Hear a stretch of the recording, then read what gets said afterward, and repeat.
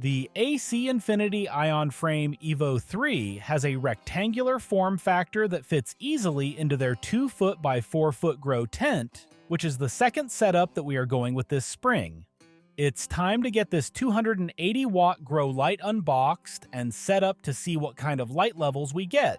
The first thing to do is to remove the light from the Fort Knox of packaging that AC Infinity ships their lights in, and with this box, you cut the tape on one of the long sides like this.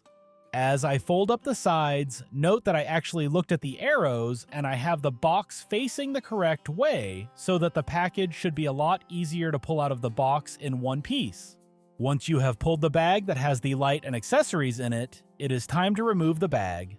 I will set this aside for now, but once the light is fully unpacked, I will stuff all of the packing foam into there so that it isn't just floating around the living room.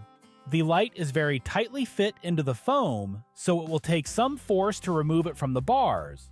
Once it is, however, I then grab the foam block that the driver was set into and removed that as well, and as I mentioned, I then stuffed all of the foam into the bag and tied it off. Next up, we are going to get all of the extras out of the accessories box, starting with the mini light controller.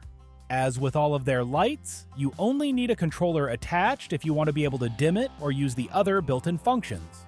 Without anything plugged in, it will run at max all the time. Next, we have the baggie with the ratcheting hangers, hanging hardware, screws, and various wire ties.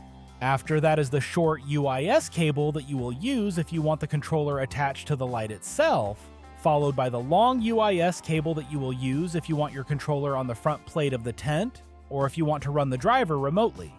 Then we have the driver power extension cable, which again you will use if you are going to be running your driver remotely outside of the tent instead of mounted to the light. Last but not least are the driver mounting brackets themselves, which are actually quite a bit wider than we have seen before, and we will talk about why that is when we are assembling the light in a couple of minutes. The first thing to do to set up the driver is to get the ties around it unwrapped, and I will set these aside to use later. They are really good for keeping all of the extra cable inside of the tent out of the way, and you will definitely have extra cable that needs it. Once that is done, go ahead and flip the driver so that the 4 screw holes are visible on top and grab the 2 brackets. If you are going to mount the driver onto the light like I am, then you will want to make sure that the fingers at the end of the bracket are pointing away from the driver so that they can grab the light bars. If you are going to be mounting to a wall outside of the tent, then you will want to make sure that the fingers are pointing towards the driver instead. Now that the holes in the brackets are lined up with the holes in the driver, you want to grab the screw baggie and find the 4 short screws with flat heads. These will fit nicely into the countersunk holes in the bracket for a fairly flush finish. Don't tighten them up all of the way until you have all 4 started so that the bracket doesn't get bound up before you have them all in. Once they are all started, go ahead and tighten them all securely down.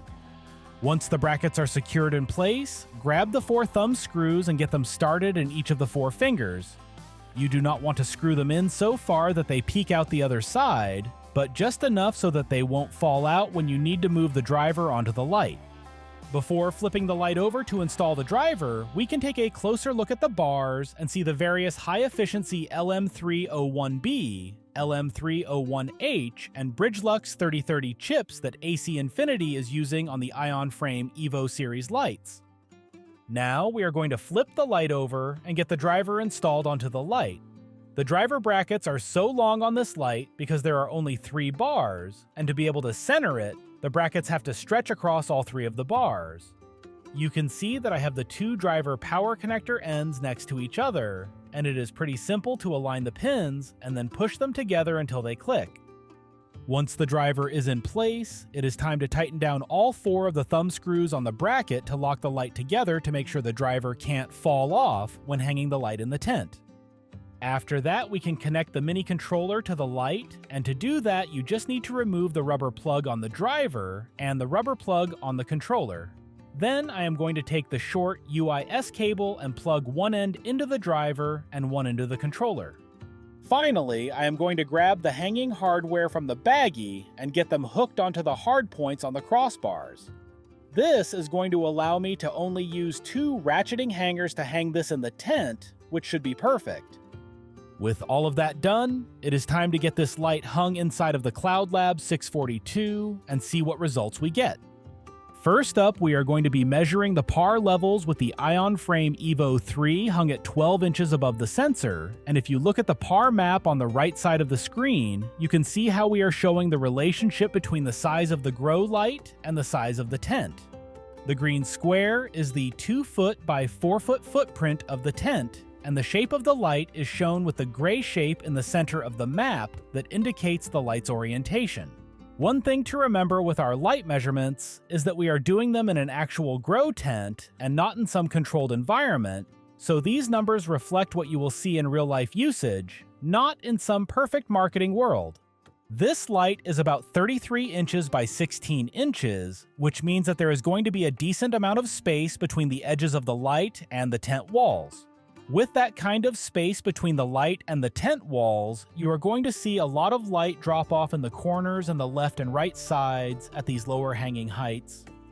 The central area is sitting at 1243 par, with the levels across the entire center of the tent being fairly high, and then dropping off as we get away from the center of the tent.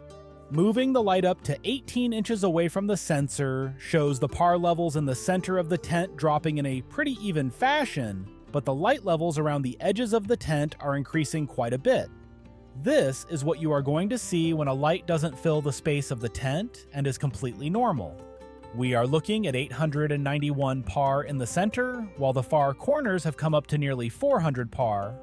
The light levels in the center of the canopy at both 12 and 18 inches are going to be pretty high for most plants, and it can be a real pain to work on your plants under a light that is this close anyways. If you do want to use them at this hanging height, however, I would really recommend using the dimming function to reduce the brightness. You have a real chance of light burning your leaves with par levels over 800, which is what you will be seeing with the light hung this close. Looking at the power draw of this light, we were pulling 278 watts from the wall with it turned all of the way to 100%, and we tested it at all of the available light levels as well to give you an idea of how much power it will pull from the wall at different settings. With the controller set to 8, the light was pulling 208 watts from the wall. When we moved it to 6 on the controller, the light was pulling 166 watts. With the controller set to 4, the light was pulling 125 watts from the wall. Finally, moving the setting down to 2 on the controller brought the power draw to 85 watts. We also have the rest of the readings from 1 through 10 showing on the screen as well. I just didn't want to have to read all 10 of them out loud, or really I didn't want to make you have to listen to me read all of them out loud. Next up, we are going to move the light to 24 inches above the sensor, and in the center of the tent we are still going to see just over 700 par, with the numbers in the corners coming up a bit more as we raise the light. Depending on what you are growing or what stage of growth you are in, these light levels might make a lot of sense, though they may still be a bit high. We did a lot of measurements with the light dimmed as well as at full power, which is what the par X numbers that you see are for. With the light hanging at 24 inches like this, and the center par level at 721 with the light turned all the way up, the way to figure out what the levels would be at a different setting is to multiply the par reading by the par X number that matches the setting that you want. Let's say that we have the light set to 6 on the dial, then we would multiply 721 by the par X number, which for 6 would be 0.62, giving us 447 par. You can do that with any of the readings on these charts, and that should get you pretty close to the right par level for any of the dimmer settings. Now that we have moved the light up to 30 inches above the sensor, we are seeing a maximum of just under 600 par in the center area, with the light levels staying pretty constant between 340 to just over 400 par in the far corners. I do want to say that having the ability to use the light controller remotely at the end of the longer UIS cable has been a really nice change, as it lets me easily adjust the dimmer settings as I am pulling all of these readings without having to actually open the tent all of the way up, which is saving me a lot of time. Testing these lights in even a 2-foot by 4-foot tent means that I need to take 540 separate readings, and anything that can speed that up makes my life a lot easier. We get asked quite a bit what sensor we are using to get all of our PAR readings, and we are using the Apogee Instruments SQ420 PAR sensor. It is fairly affordable as these things go, with the only drawback being that I have to plug it into my laptop to see the readings as it is just the sensor. Next up, we have the light hung at 36 inches above the sensor, and we are looking at 515 PAR in the center area of the tent, with around 300 along the edges.